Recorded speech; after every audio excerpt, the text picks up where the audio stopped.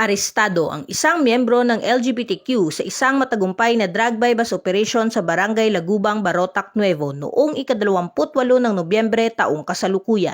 Isinagawa ang operasyon ng mga operatiba ng Iloilo Police Provincial Office Provincial Drug Enforcement Unit sa pamumuno ni Police Major Daji de Lima na nagresulta sa pagkakadakip kay alias Irene, isang LGBTQ member at residente ng nasabing lugar. Ayon kay Police Major de Lima, si alias Irene ay tinukoy bilang isang newly identified drug personality.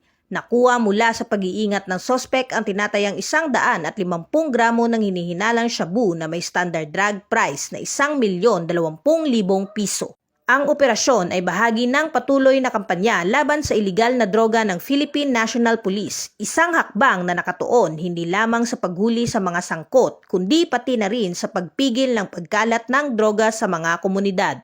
Kasalukuyang nasa kustodiya na ng pulisya ang sospek para sa tamang disposisyon at haharap sa kasong paglabag sa RA 9165 o ang Comprehensive Dangerous Drugs Act of 2002.